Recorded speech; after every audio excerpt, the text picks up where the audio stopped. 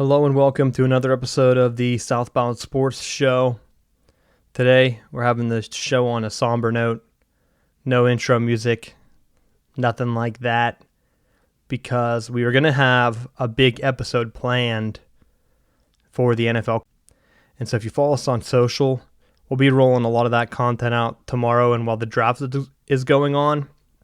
Looking at doing our first real live stream, at least some part of the show, just to test that out. So we might not get to it this weekend. I still have to test some of the actual technology behind it, but we're close to getting that rolled out. We are going to be focusing a good bit on Pittsburgh sports. So far, you have the Penguins in the playoffs. They're looking good. Going to have a good chance at going back-to-back if they can get through the Capitals here. I think that's the biggest series in the playoffs right now just because of the power of Crosby and Ovechkin. And so we'll be looking into that in the coming weeks. And the Pittsburgh Pirates off to a pretty bad start. They have Sterling Marte out because of PEDs, and that makes me think that McCutcheon's going to be on the chopping block here. But we'll be getting into that as we expand more along with the site. The reason for the somber note today is it dropped finally. ESPN laid off hundreds of employees, most of them on-air talent, and they didn't cut the ones who were the most boisterous. They didn't cut the ones who garnered the most attention. The ones that actually brought stuff to the table, that's who they got rid of. The ones who were out there doing the reporting, doing the writing every day. And I know it's hard to bring up-to-date content without actually attending games you have to watch constantly. Sports is such a dynamic beast that you have to watch, unless you're doing hot takes or doing statistical research like we're getting into here at Southbound Sports. It's going to be a game where you're going to be doing live takes and just running with it. And so for them to get rid of so much talent, it really strikes a chord here in the business of sports, like what's going to happen in the future. ESPN, I saw a disturbing letter from their editor, so I'm bound to speak about it. It's not really opinion, but they stated that they are not only going to be a network for sports, they're going to get into whatever their agenda is going to be, political, pop culture, I don't know. Race baiting seems to be what they do on their network, but people are tuning out. They think that gets them better ratings, but they're going to turn into another Bravo or some other third-rate television channel that's not going to have the clout. The reason they get so high is because they paid for these sports rights. And as an independent sports site, we don't have the rights to do highlights and stuff. We're looking into getting them if people don't know why we don't show some of that stuff. Everything we do here is by the book. I'm not going to be fighting legal battles. I know some sites do it with just running random reels. We do have some stuff where I did create a loop. Jacoby Jones got hit in the face over the weekend in the Tigers game, right in the mouth.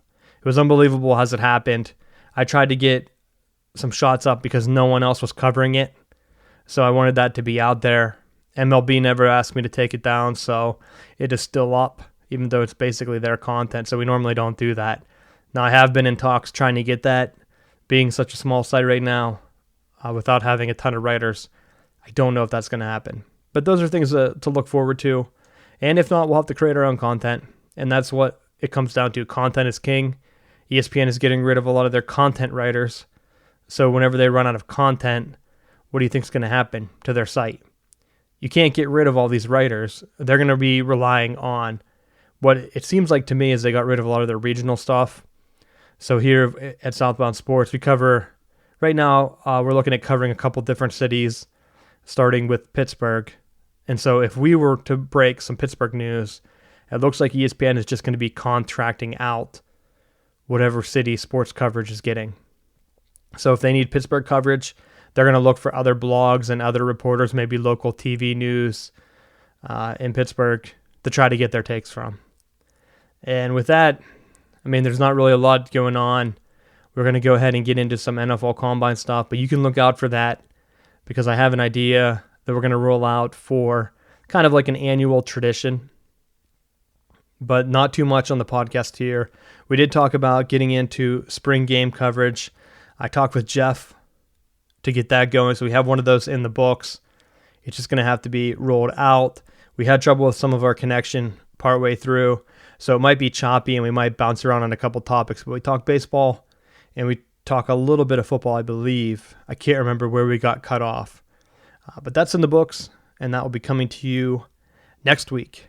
This week, just a short podcast in memory of ESPN, as it looks like they're going to drop all their talent and move into a direction away from sports.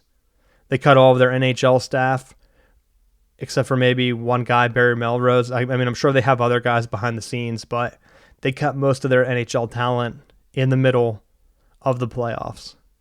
And to be honest, I think they did it so they could bury it with the NFL draft. I already tweeted that out under my personal account, so you can follow me at Twitter, at Richie Leahy.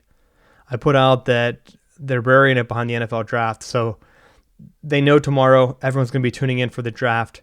No one's going to be on this story anymore. Most major sports networks, it's pretty much the biggest story. I crunched some ratings for regular season because everyone was all high on how the NFL, how they fell. But I've had conflicting numbers on the NBA, so I'll read those here now just because, like I said, doing some statistical work and getting that built out as we keep launching the site. But, okay, so the NBA released their average for the season, and I'm pretty sure the NBA and the NFL, these are this year's numbers. So the NBA averaged just over 1 million viewers a game. I think I've seen between 1 and 1, or I'm not going to read the numbers like math, you won't understand it. 1.016 million, and the average goes up to 1.19 million. Now that's slightly over 1 million viewers per game. And they didn't say how many games that they broadcast. I'm assuming that was just TNT numbers and TBS numbers and ABC numbers. If TBS still does games, I don't know. Whatever networks cable do it. I don't think that includes NBA TV numbers, which doesn't it makes sense not to include those. So the NHL, what I found, and this might have been last year's number, but the most recent number I saw was they have 0.6 million, 1.608. So a little bit above, under half of what the NBA has, a little bit more than half. So not too bad for a league that gets a ton less coverage, but still not a small number. I mean, some of the shows on ESPN do well under that amount. So if they wanted to do some NHL coverage, I mean, maybe it's tough getting the sports angle. It is a faster sport. But baseball, they're comparing about, and I saw some numbers. They don't have the combined numbers of cable, but for ESPN, they averaged 1.78 million per game, which is pretty high. I don't know what they're averaging this year, and I don't know if this was last year's number, but it's the most recent that I found. Some of the Fox ones, they averaged 2.2 million, so they're actually beating out the NBA. And again, the NBA one includes TBS or TNT or anything like that. So that's going to go ahead and affect their numbers. But they're all pretty close. I'd say NHL is a clear fourth league right now in TV attendance. But the NFL kills all other sports. They average 16.5 million viewers per game. 16.5. And that's pretty much how many games that they have on TV. They have the 1 o'clock game, they have the 4 game, they have the 7, they have the Monday night, and they have the Thursday night. So that's at least 5 games a week. And then they have Saturday later in the year. So they always have 1 or 2 games on Saturday after college bowl season starts. And then they have the same Sunday slots. So up to 7. And I'm not counting Thanksgiving either, because Thanksgiving plays into it too.